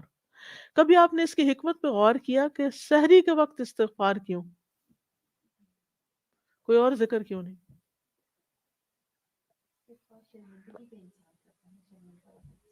بات یہ ہے کہ جو لوگ تہجد کے لیے اٹھتے ہیں نا، شیطان ان کے پیچھے لگ جاتا ہے اور ان کو بار بار احساس دلاتا ہے تم دوسروں سے زیادہ نیک ہو، خاص طور پہ اگر گھر میں کوئی اور نہیں اٹھا ہوا نا اور آپ اٹھے ہوئے ہیں، تو آپ کو ضرور خیال آئے گا کہ میں ان سے اچھا ہوں کہ میں تہجد پڑھ رہا ہوں اور یہ ان کو تو پڑھنے کا خیال ہی نہیں ہے۔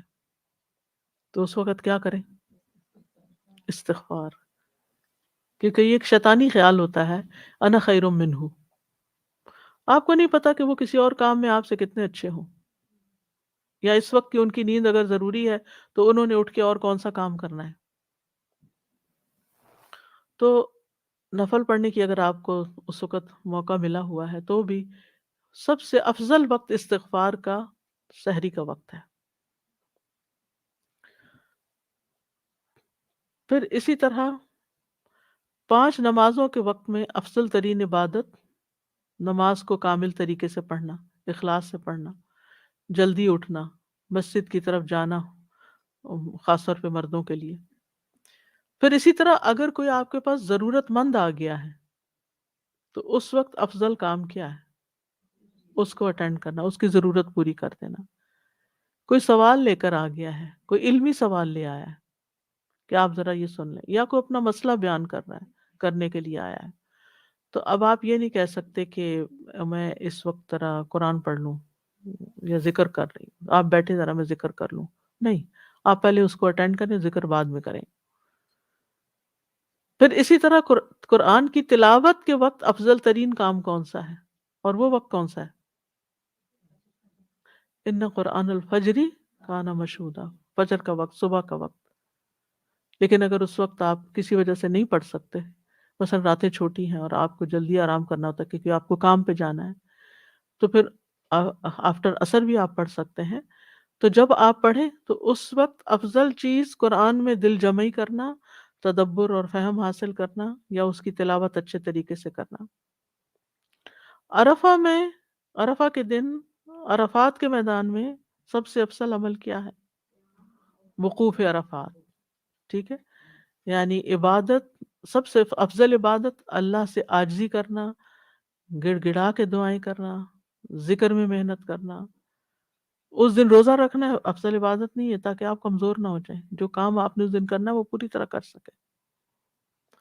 ذوالحجہ کے 10 دنوں میں افضل ترین عبادت کون سی ہے؟ تکبیرات پڑھنا، لا الہ الا اللہ پڑھنا، حمد کے کلمات پڑھنا، اور یہ اس جہاد سے افضل ہے جو جہاد فرض عین نہ ہو۔ رمضان کے آخری عشرے کی افضل ترین عبادت کون سی ہے؟ قیام اللیل، ٹھیک ہے، من قام لیلۃ القدر ایمانا و احتسابا، اسی طرح اعتکاف، ٹھیک ہے، اعتکاف، اور اگر اعتکاف پورا نہیں بھی کر سکتے تو خلوت اختیار کرنا، لوگوں سے کم ملنا، اور اس وقت قرآن کی قرات، قرآن کے ساتھ شغف لوگوں کو کوئی اور سبجیکٹ پڑھانے سے زیادہ افضل ہے کہ آپ ان کو میتھمیٹکس پڑھا رہے ہیں یا کچھ اور کر رہے ہیں، تو وہ 10 دن سب کچھ روک کے اگر قرآن پڑھانا ہے تو پڑھائیں، لیکن اس کے علاوہ باقی علوم کو پیچھے کر دیں۔ امام مالک جو تھے اپنی حدیث کی مجلس ختم کر دیتے تھے رمضان میں، قرآن کے اوپر فوکس کرتے تھے۔ اسی طرح کوئی بیمار ہو جائے تو افضل عبادت کیا ہے؟ اس کو اٹینڈ کرنا، اس کی تیمارداری کا۔ کوئی فوت ہو جائے تو اس کا جنازہ پڑھنا یا اس کے لیے استغفار پڑھنا۔ تکلیف کے وقت افضل عبادت کیا ہے؟ کیا کرنا چاہیے؟ صبر کرنا چاہیے۔ تو کہنے کا مطلب یہ کہ ہر وقت اور ہر حالت میں وہ کام کرے جس سے اللہ کی رضا حاصل ہو، جو اس وقت، اس کو کہتے ہیں پرائرٹائز کرنا، یعنی پرائرٹائز کرنا آنا چاہیے آپ کو۔ پھر حج کے سفر میں خاص طور پر زبان کی حفاظت، کوئی ایسی بات منہ سے نہ نکلے، ناشکری کی یا کسی کی ناراضگی کی جو اللہ تعالیٰ کو ناراض کرے، اور زیادہ تر خاموشی۔ نبی صلی اللہ علیہ وسلم نے فرمایا تم حسن خلق اور طویل خاموشی کو لازم پکڑ لو۔ خاموشی اس لیے بھی ضروری ہے کہ کچھ اور لوگ کوئی تلاوت کر رہا ہوتا ہے، کوئی ذکر کر رہا ہوتا ہے، اور آپ باتیں کر رہے ہیں اور اپنی باتوں سے دوسروں کو ڈسٹرب کر رہے ہیں، یا کوئی آرام کر رہا ہوتا ہے، ایک کمرے میں کئی لوگ ہوتے ہیں، تو اس وقت اگر آپ تلاوت بھی کریں تو اپنے یعنی کہ خاموشی کے بغیر وہ آواز نکالے کریں۔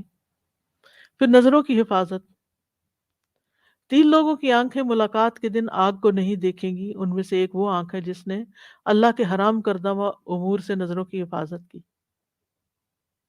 یعنی اپنی نگاہیں جھکا کے طواف اور باقی چیزوں کو کریں، اپنے کام سے کام رکھیں۔ مردوں کو دیکھنا تو ویسے ہی منع ہے، لیکن خواہ مخواہ میں بھی کوئی کیا کر رہا ہے کیا نہیں کر رہا، اور پھر اپنا کام چھوڑ کے اس کے پیچھے لگ جانا، خاص طور پر طواف میں، ان سب چیزوں سے پرہیز کرنا چاہیے، اور خصوص بیکار چیزوں سے اپنے آپ کو بچائیں، لغو سے بچائیں، سیلفیز بنانا، اور اسی طرح اس وقت ٹیکسٹنگ کرنا۔ پھر جو آپ کا امیر ہو اس کی اطاعت کریں، جو آپ کا گروپ لیڈر ہو اس کی بات مانیں، لڑائی جھگڑے سے بچیں، اور اگر کوئی اور لڑائی کر رہا ہو تو ایک طرف ہو جائیں، اس میں شریک نہ ہو، لوگوں کے ساتھ اچھے اخلاق سے پیش آئیں۔ نبی صلی اللہ علیہ وسلم نے فرمایا تم جہاں کہیں بھی ہو اللہ سے ڈرو، برائی کے بعد بھلائی کر لو، وہ اسے مٹا دے گی، اور لوگوں سے اچھے اخلاق سے پیش آؤ، لوگوں کو خیر دینا اور اپنے شر سے بچانا۔ نبی صلی اللہ علیہ وسلم نے فرمایا تم میں سب سے بہتر وہ ہے جس سے خیر کی امید ہو اور اس کے شر سے امن ہو، اور سب سے بدتر وہ ہے جس سے اس کی خیر کی توقع نہ ہو اور اس کے شر سے امن نہ ہو۔ پھر امر بالمعروف اور نہی عن المنکر کرنا، پھر اللہ کی راہ میں کثرت سے خرچ کرنا۔ ابن عمر سے روایت ہے کہ رسول اللہ صلی اللہ علیہ وسلم نے فرمایا بے شک اللہ اپنے بندوں کو نفع پہنچانے کے لیے کچھ لوگوں کو بطور خاص نعمتیں عطا کرتا ہے، یعنی کچھ لوگوں کو نعمتیں عطا کر دیتا ہے، مال دے دیتا ہے، یا کچھ سکلز دے دیتا ہے، یا علم دے دیتا ہے، تاکہ وہ ان نعمتوں کے ساتھ اوروں کو فائدہ پہنچائیں۔ اگر وہ خرچ کرتے رہیں تو وہ انعامات برقرار رہتے ہیں، یعنی اگر وہ لوگوں کو دیتے رہیں، فائدہ پہنچاتے رہیں، تو اللہ تعالیٰ ان کو اور دیتا رہے گا، اور اگر وہ رک جائیں تو ان سے سلب کر کے دوسروں کو عطا کر دیتا ہے، یعنی وہ نعمتیں پھر ان کے پاس نہیں رہتی۔ مثلا اگر آپ اپنی کسی اسکل، کسی مہارت کو کسی کے ساتھ شیئر نہیں کرتے تو کیا ہوتا ہے، آپ خود بھی بھولنے لگتے ہیں. لیکن جب آپ فائدہ پہنچاتے ہیں تو آپ کو چیزیں یاد رہتی ہیں، آپ اس میں ایکٹیو رہتے ہیں، آپ کا مائنڈ بھی ایکٹیو رہتا ہے، آپ خود بھی انجوائے کرتے ہیں. اسی طرح علم ہے آپ کے پاس، آپ جب تک سکھاتے رہیں.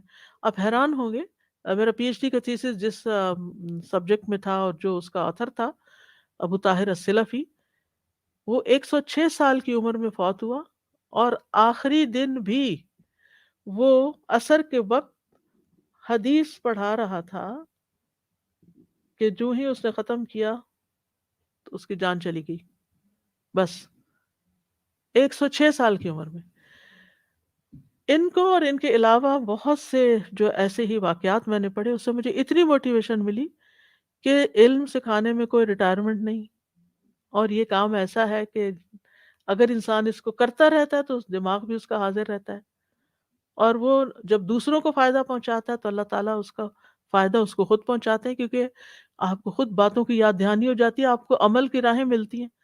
جتنا چاہے آپ جانتے ہو، علم کو فریش نہ کریں تو عمل آہستہ آہستہ ختم ہونے لگتا ہے، آپ ویک پڑنے لگتے ہیں. پھر نئے سرے سے جانتے ہیں، پھر آپ کو یاد آ جاتا ہے، پھر آپ نئے سرے سے وہ کام شروع.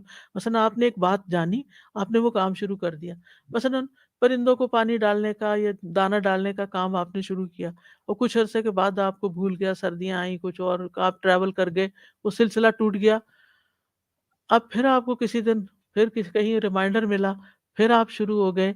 تو اس طرح ہوتا ہے ہر کام میں، کبھی جب بریک آتی ہے تو وہ چیزیں عادتیں چھٹ جاتی ہیں. تو علم کا یہ فائدہ ہوتا ہے کسی کو سکھانے کا کہ انسان کے اپنے عمل میں بھی بہتری آتی رہتی ہے، فائدہ ہی فائدہ ہے، اور ثواب الگ ہے. اسی طرح باقی چیزیں بھی جو بھی اللہ نے آپ کو دیا ہے، کسی بھی قسم کا کوئی ہنر، کوئی عقل کی بات، کوئی خاص پیشہ ہے آپ کا، کچھ بھی. مثلا اگر آپ ڈاکٹر ہیں، اتنا عرصہ آپ نے جاب کی، پھر آپ ریٹائر ہو گئے تو آپ والنٹریلی کہیں کام کر سکتے ہیں، لوگوں کو فائدہ پہنچا سکتے ہیں. آج کل تو ویسے اتنے مواقع، یوٹیوب پہ لوگ بیٹھ کے کیا کیا مشورے دے رہے ہوتے ہیں اور لوگوں کو فائدے پہنچا رہے ہوتے ہیں. تو مطلب ایک ذہن ہونا چاہیے کہ ہم نے اپنی ذات سے فائدہ پہنچانا ہے. آپ مثلا جہاز میں جا رہے ہیں تو آپ عملے کو بتا سکتے ہیں کہ میں ڈاکٹر ہوں، اگر آپ کو کسی وقت ایمرجنسی، اول تو وہ اعلان بھی کر دیتے ہیں، تو فوراً یہ نہ کہیں آپ میرے ذمہ پڑ گیا یہ مریض، میں نہیں، میں کوئی اور اٹھ جائے. نہیں، آپ اٹھیں، فائدہ پہنچائیں. اللہ نے آپ کو ہی نعمت دی. اللہ تعالیٰ اگر آپ نہیں استعمال کریں گے تو اللہ تعالیٰ کسی اور سے کروا لے گا کام. دنیا کے کام رکتے تو نہیں نا. اسی طرح سفر میں مسافروں کے کام آنا. نبی صلی اللہ علیہ وسلم نے فرمایا، جس نے کسی مسلمان سے دنیا کا کوئی دکھ دور کیا، اللہ تعالیٰ اس سے قیامت کے دن کے دکھوں میں سے کوئی دکھ دور کر دے گا. جس نے کسی مشکل میں پڑے شخص کے لیے آسانی کی، اللہ اس کے لیے دنیا اور آخرت میں آسانی کرے گا. جس نے کسی مسلمان کی پردہ پوشی کی، اللہ دنیا اور آخرت میں اس کی پردہ پوشی کرے گا.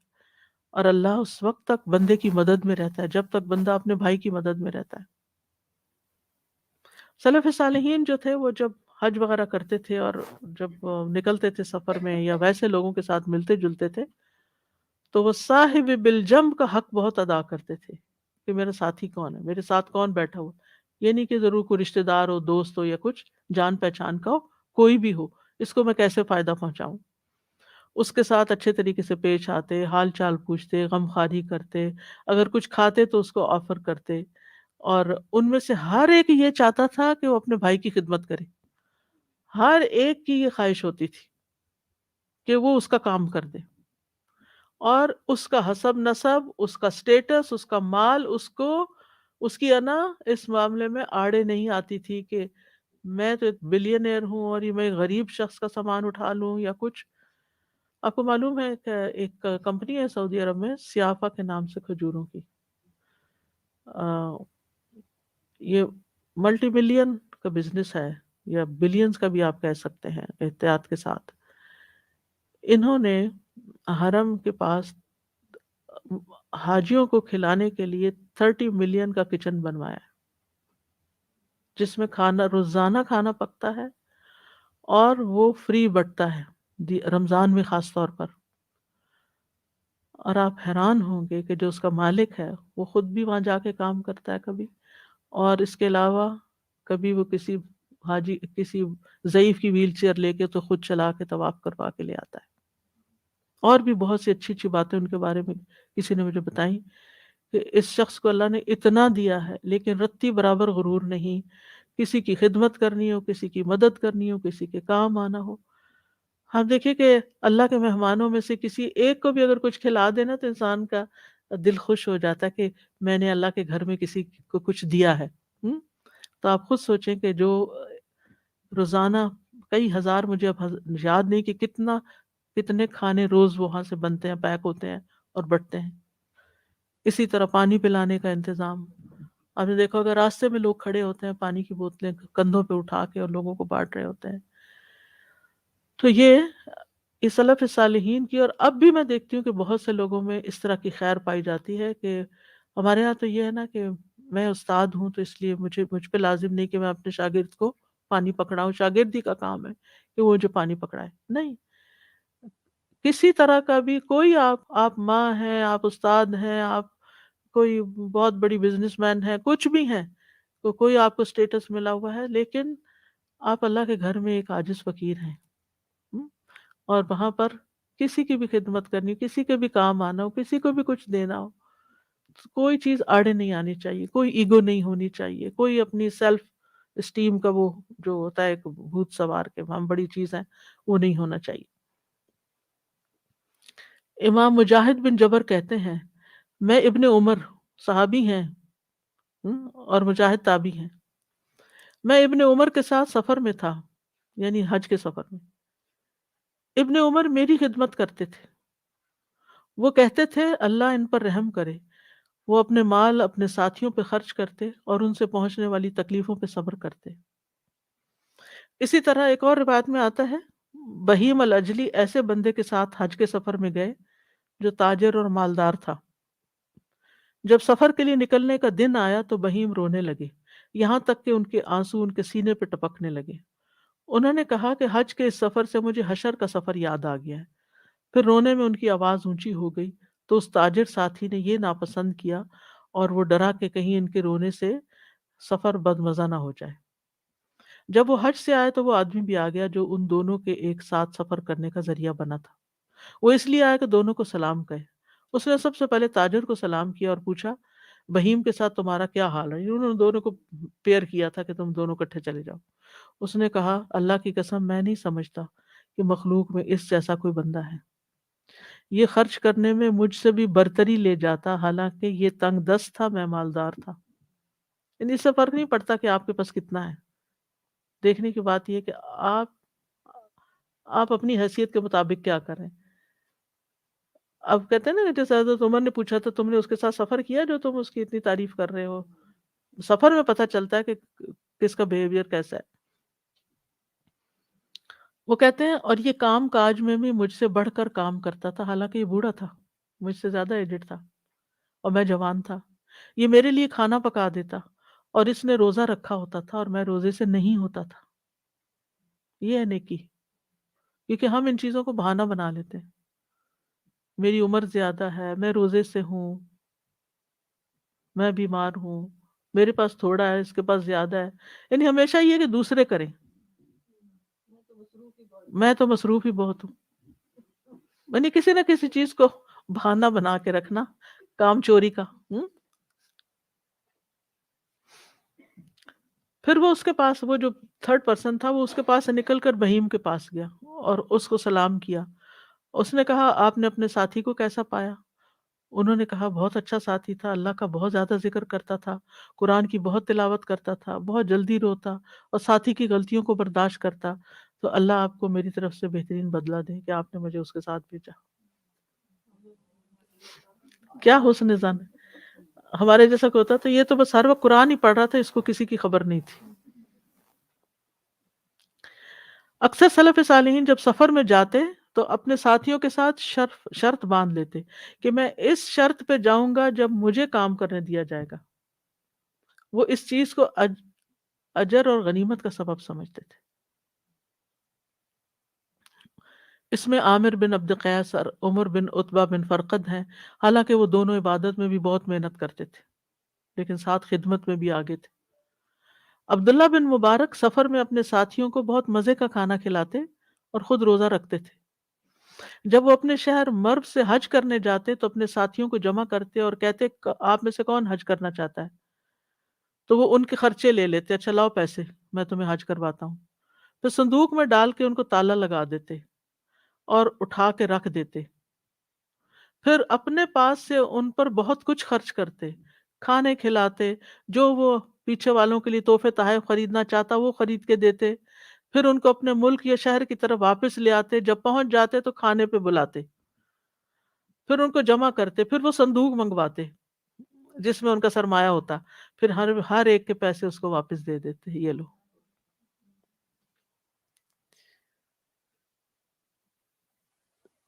اسی طرح نبی صلی اللہ علیہ وسلم کے بارے میں آتا ہے کہ ان کے ایک ساتھی مجلس میں حاضر نہیں ہو رہے تھے، لوگوں نے بتایا کہ وہ بیمار ہیں، تو آپ خود چل کر ان کے پاس چلے گئے ان کا حال پوچھنے کے لیے.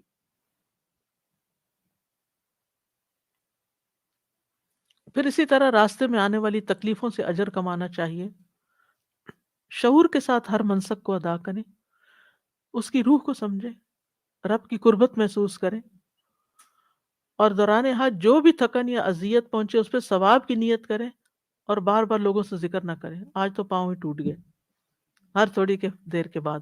ایسی باتیں نہ کریں کیونکہ اس سے دوسروں کو خوشی نہیں ہوتی. مثلا آپ کو تکلیف ہو رہی ہے تو جو سنے گا وہ خوش تھوڑی ہوگا، وہ بھی تکلیف محسوس کرے گا. کوئی پوچھے کیا حالت ہے، الحمدللہ بہت اچھا ہے.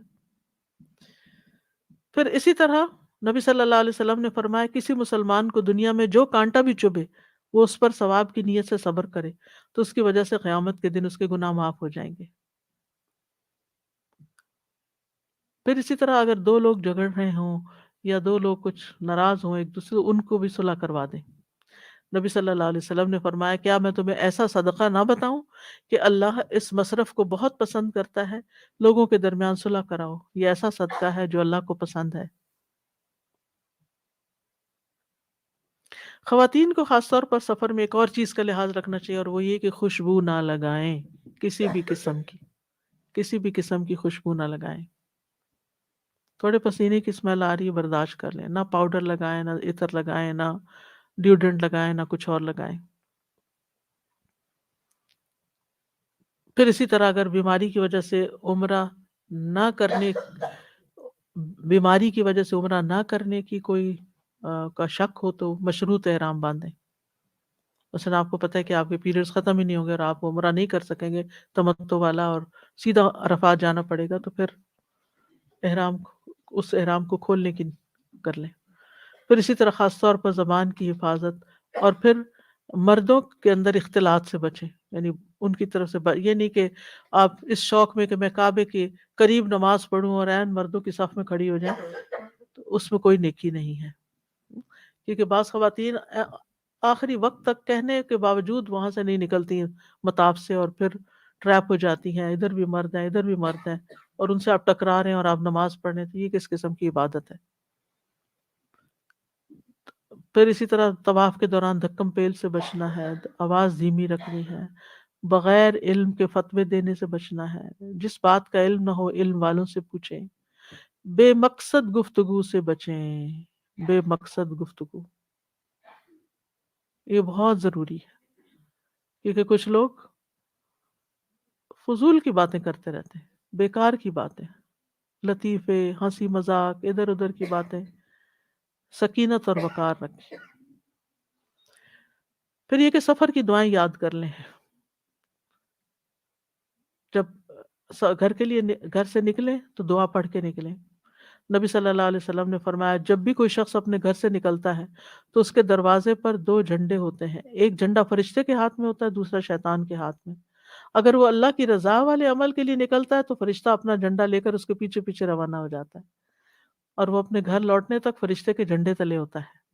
اور اگر وہ اللہ کی ناراضگی والے عمل کے لیے نکلتا ہے تو شیطان اپنا جھنڈا لے کر اس کے پیچھے روانہ ہوتا ہے، اور وہ مسلسل گھر واپس آنے تک شیطان کے جھنڈے تلے رہتا ہے. گھر سے نکلنے سے پہلے 2 رکعت ادا کریں. نبی صلی اللہ علیہ وسلم نے فرمایا جب تم اپنے گھر سے نکلنے لگو تو 2 رکعت نماز ادا کر لیا کرو، کیونکہ یہ تمہیں برا نکلنے سے روک لیں گی، اور جب تم گھر میں داخل ہو تو 2 رکعتیں پڑھ لو، یہ برائی کے داخل ہونے سے تمہیں روک لیں گے. یعنی سفر سے واپس آئیں تو پہلے نفل پڑھ لیں. جی ہر سفر کے لیے جی.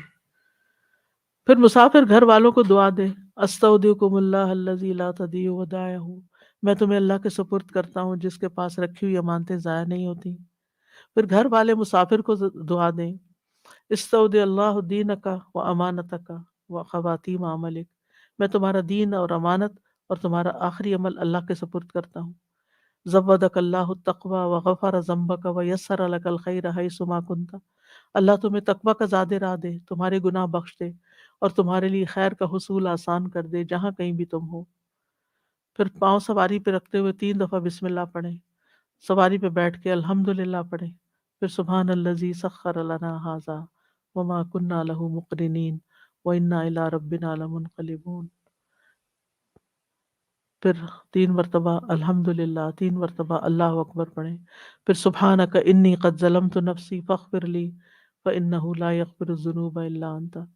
پھر اللہم انا نسألک فی سفرنا ھذا البر والتقوی ومن العمل ما ترضى اللہم ہون علینا سفرنا ھذا واطوِ عنا بعدہ اللہم انت الصاحب فی السفر والخلیفۃ فی الاہل اللہم انی اعوذ بک من وعثاء السفر وکآبۃ المنظر وسوء المنقلب فی المال والاہل.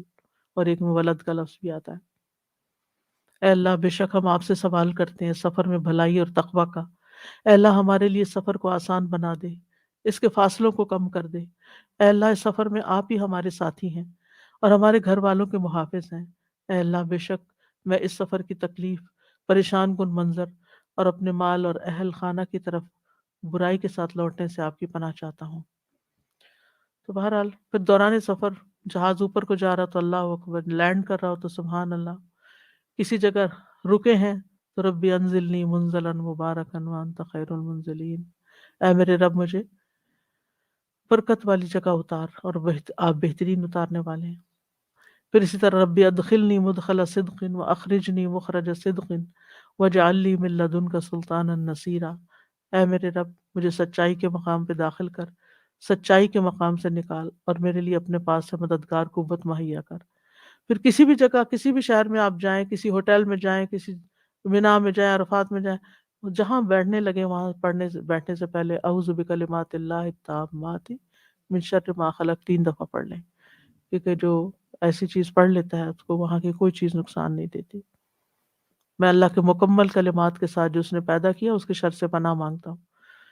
پھر کسی شہر میں داخل ہوتے وقت اللہم رب السماوات السبع وما اضلت ورب الارضین السبع وما اقلت ورب الریاح وما اذرت ورب الشیاطین وما اضلت انی اسألک خیرہا وخیر ما فیہا واعوذ بک من شرہا وشر ما فیہا. اے اللہ 7 آسمانوں کے رب اور ان چیزوں کے جن پر آسمانوں نے سایہ کیا ہوا ہے، اور 7 زمینوں کے رب اور ان چیزوں کے جن کو ان زمینوں نے اٹھایا ہوا ہے، اور ہواؤں کے رب اور ان چیزوں کے جن کو یہ ہوائیں اڑائے پھرتی ہیں، شیطانوں کے رب اور ان مخلوقات کے جن کو ان شیطانوں نے گمراہ کیا.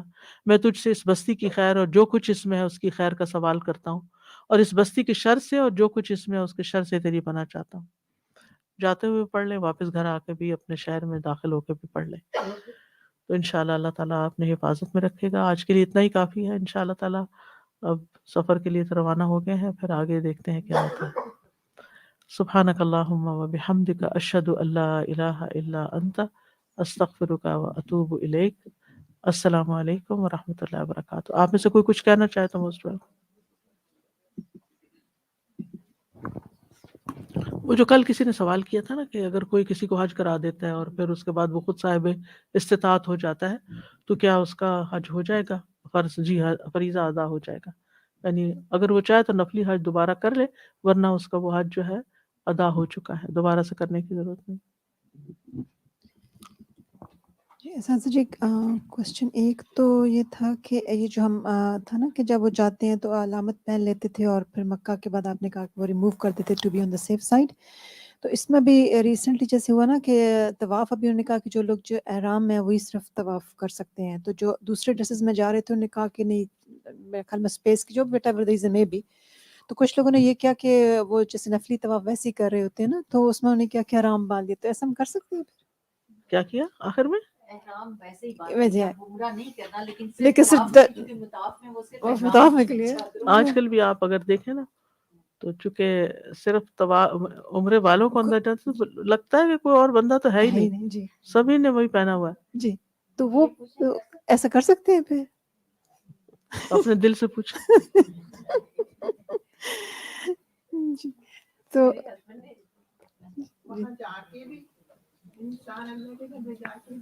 اصل میں مشکل یہ ہے وہاں جا کے بھی اگر آپ کو صرف ایک دفعہ جانے کا موقع ملے وہ دوبارہ انٹر ہی نہ ہونے دیں، یہ بھی تھوڑا سا حالانکہ جگہ ہو اندر. جی. تو اگر جگہ ہو پھر تو ٹھیک ہے، اور اگر جگہ نہ ہو تو دوسرے لوگوں کو موقع دیں پھر، ٹھیک ہے نا. جی. اچھا ایک اور سر جی بات ہے یہ جیسے تھا نا کہ نکلنے سے پہلے صلاۃ توبہ پڑھے اپنے گناہ جیسے نا کہ تو کیا کہ کچھ لوگ کہتے ہیں کہ کسی پوچھ نہیں ہو سکے ایسا کر سکتے ہیں کہ کس سے کہہ کے جائیں کہ like if you have done any thing wrong to you تو مجھے فارگیو کر دیں because I am going for حج، اور اس طرح سے کچھ کر سکتے ہیں مجھے سمجھ نہیں آیا آپ کا سوال. کہ کسی انسان سے سب ریلیٹیوز ہیں یا جو بھی ہیں فرینڈس ٹھیک ہے، وغیرہ ہیں ان سرکل میں ہم کہہ سکتے ہیں کہ بیکاز ہم حج پہ جا رہے ہیں تو اگر ہاں اف آئی ہیو ہاں ڈن اینی تھنگ بالکل رانگ ٹو یو ضرور تو کہنا چاہیے، کہہ کے جانا چاہیے. جی. جی جزاک اللہ خیر. جب حج کیا جائے عمرہ کیا جائے تو اچھے سے کیا جائے، یعنی پیسہ خوب لگایا جائے اور کمفرٹیبل حج کیا جائے اور عمرہ کیا جائے تو زیادہ ثواب ہوتا ہے. کیونکہ ابھی آپ نے بتایا کہ وہ ایک ہی اونٹ لیتے تھے، رسول صلی اللہ علیہ وسلم نے ایک ہی اونٹ لیا جو سب ان کا سامان والا بھی تھا. تو لیکن اونٹ اچھا ہو، ٹھیک ہے نا. یعنی کمفرٹیبل حج کا مطلب یہ ہے کہ سواری اچھی ہو، سامان تھوڑا ہی ہو، بے شک سواری اچھی بھی ہے. کمفرٹیبل حج اس سے نہیں ہوتا کہ آپ کو ڈھیروں سامان ہو، وہ بڑا مشکل حج ہو جاتا ہے. اپنی حیثیت کے مطابق. السلام علیکم استاذہ جی. وہ میں ایک سوال پوچھ رہی ہوں کہ جیسے لیڈیز وغیرہ سب مل کے کمیٹی ڈالتے ہیں اور عمرے پہ جانے کے لیے حج پہ جانے کے لیے، تو اس پہلی لے لی یا دوسری تیسری، اس میں آپ کیا کہتی ہیں کہ حج یا عمرے کا وہ تو قرضہ ہی ہو گیا، قرضہ ہو گیا کہ ہے نا. سب کا مال آپ نے اکٹھا کر لیا اور آپ چلے گئے، ہاں. کیونکہ آپ کی جگہ کون دے گا اگر کچھ ہو گیا، تو یہ باقیوں کا حق کیسے ادا ہوگا. جی تو یہ صحیح نہیں، پھر اس کا مطلب اینڈ کا ہو جس نے بھی اپنا جمع کرنا ہے تو پھر. جی ہاں مبین کچھ کہہ رہی. جی استاذہ جی یہی کہنے والی تھی کہ آخر میں لے لیں. ہاں جی بالکل. جب سے اللہ کا شکر ہے الہدا شروع ہوا تو میں کمیٹی ڈالتی ہوں ایک خاص مقصد کے لیے، اور وہ اخیر پہ دیتی ہے میری فرینڈس مجھے، اور وہ میں اس مقصد کے لیے پوری یوز کر کرتی ہوں. بالکل. تو الحمدللہ آخری کمیٹی لینے میرا خیال ہے اٹس جی. اوکے.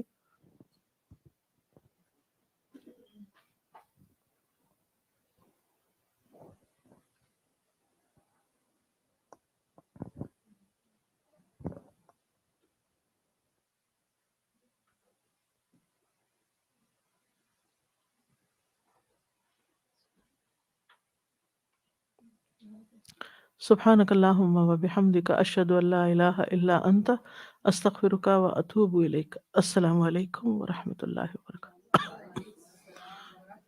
اللهم صل على محمد وعلى آل محمد كما صليت على إبراهيم وعلى آل إبراهيم إنك حميد مجيد. اللهم بارك على محمد وعلى آل محمد كما باركت على